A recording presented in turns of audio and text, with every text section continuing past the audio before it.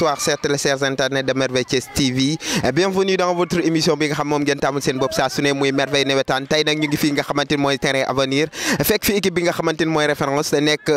ku ni nag senior ni cadet tey ñu daal di ñëw fekk cadet ñi nga xamante ni mooy avenir di référence ñu fekk ko ci dernière séance d'entraînement am ku ko wax nag xam ni dañoo war a jouer finale bi nga xamante ni moom lañ war a am le 30 novembre fële ca stade de Maniam Soumaré ñu ngi fii nga xamante ni mooy terrain avenir ñu daal di ñëw tegtal leen li nga xamante ni ñoom la ñuy waajee final bi acca nan lañ ko gisee nan lañ koy waajee fii ci Merveille Thiès TV mbokk yi. Souleymane Sène tey nga gis sa état équipe bi tey nan nga gisee sa état équipe bi nga xamante ni mooy ay référence. waaw d'abord maa ngi nuyu au passage di dirigeants yi ñëpp di nuyu supporters yi di nuyu ñëpp donc état équipe bi ni ma ko gisee bon ñu ngi liggéey depuis ñu ngi travailler di jouer match par match donc au début c'était très difficile mais bon avec le travail bi nga xam te dañ ko entamé bon ñu ne benn ex nañ final te équipe bi moom bon macha allah parce que dañuy liggéey di liggéey nawet bu gos yoo xam te ni la depuis 4 ans ñu ngi travaillé ak ñoom minimum di yéeg ñoom ba cadet donc gos yi nga xam te ni la ñoom tout le temps ñu ngi en état physique côté technique beeg mental beeg loolu lépp aussi dañ koy def ci ñoom donc pour le moment daal équipe bi moom ñu ngi à 100%. fan ngeen toll ci préparation yi. waaw préparation yi moom mën naa wax ne lépp fees na à côté fi mu toll nii mais côté travail bi di côté équipement yi di côté lépp équipe bi instant bi moom loolu lépp moom pare nañ ci côté yëpp waaw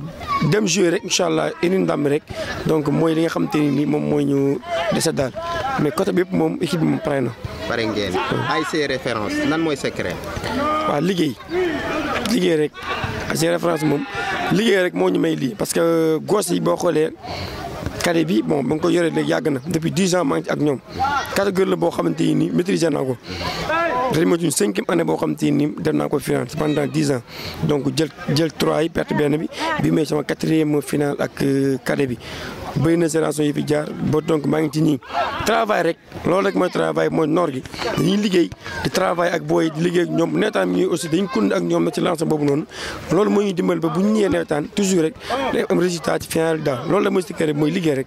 travail donc mooy liggéey bi daal. yow sa spécialité mooy cadet rek est-ce que du nga boo jëloon cadet ànd ak ñoom dem ba suñu wax am dara. waaw loolu aussi mi ngi sama xel mais dafa nekk loo xam ne toujours dañ ma koy wax ci mbedd mi dañ naan ma yaa ngi ci cadet bi di travail def résultat 5 final donc doy na il faut ngeen senior bi mais loo gisee dafa am temps te aussi dafa am kilifa boo xam te ni dafa ne sama ginnaaw koo xam te ni moo naa ma defal li may def mu ngi nuyu au passage ndax lépp lu moom sama àdduna rek moom la quoi mi békaay moom encadré depuis mu nekkoon jour mu nekkee aussi moom mi encadré lépp loo xam dama koy def rek donc moom laa ci dégg ci ndigalam ci nekk la déggam parce que ndigal la amagul pour entamer ay senior amoon naa ay proposition ay équipe senior yeneen équipe mais bon ay référence dafa nekk sama équipe boo xam te ni depuis 2006 ba léegi maa ngi fi te man dama tàmm si bu nekkee fenn rek damay jéem a bossé lu mu métti may liggéey di liggéey donc je pense que ni bon dirigeants yi bu ñu demee ba nga xam te ñoom yaakaar nañu rek senior war naa ko mën a yor bon bu ñu ma ko joxee rek ma jël mais pour le moment maa ngi samay góor di liggéey di travail bon ba koroog yàlla def daal donc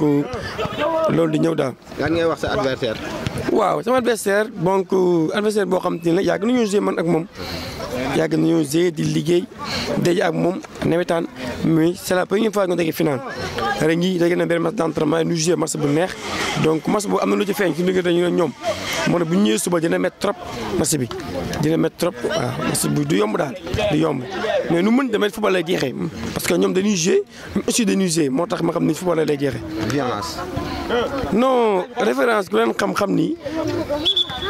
fii moom zéro violence mosuma ko fay gis ba ma fi nekkee ba léegi nii équipe la ba nga xamante ni donc dafa am jàmm parce que man sama àdduna dama ci boole loolu noonu li tax ma romb dëkk ma fi tàkk wala dëkk fa la jouer kay dafa jouer lépp li tax ma ñëw référence toog fii pour toujours ça veut dire que am na jàmm donc yaakaar naa ni moom côté boobu moom donc ñun moom non violence lañ woote waaw. tey nan nga gisee sa état forme joueur. waaw mën naa ne presque seen état de forme dal na xel yi daal parce que vu que ces derniers temps yi nii ñu leen di gis ñuy entraîné yëpp vraiment ñu ngi entraîné normal match yi tamit aussi ñu ngi koy joué normal ni ñu ko bëggee tamit aussi coach bi tamit aussi mu ngi siy jàpp bu baax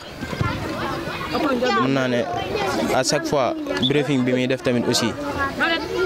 saa yu jour yi duggee si biir terrain moom la ñuy appliqué te vraiment dañ siy génn si match yëpp neen yëpp depuis du début jusqu'à la fin tamit aussi waaw. dajal muy Mbaxaan mës ngeen a daje fu ne waaye yàlla def na mosoo leen daje final tey ngeen daje final tey lan ngeen di xaar. waaw mën naa ne tase nañ feneen fu dul foo xamante ni mooy si cadre de nawetaan mais tamit aussi gis nañ ne match bi demoon na neneen neexoon na tamit aussi jeu bi tamit amoon na aussi mais ku ne xam na ne réalité nawetaan tamit aussi nu ne lay demee xam nga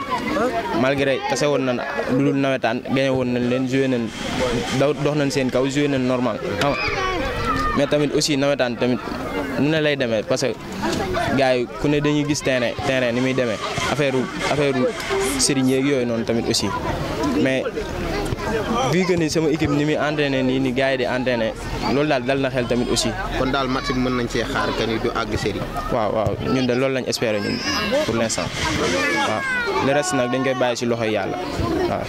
lan ngay wax sa supporter yi pour gars yi. waaw supporter yi day li ma leen di wax moom bëriwul parce que comme ñu defaat comme dab rek parce que gis nañ ni chaque match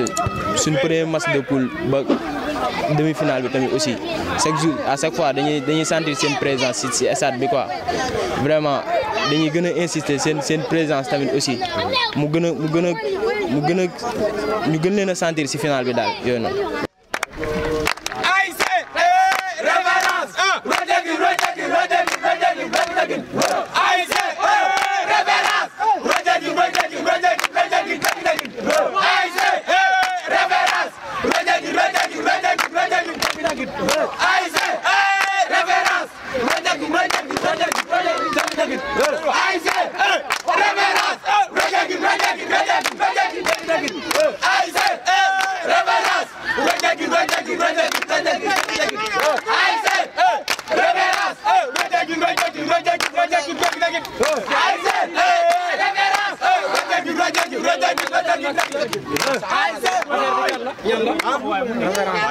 Référence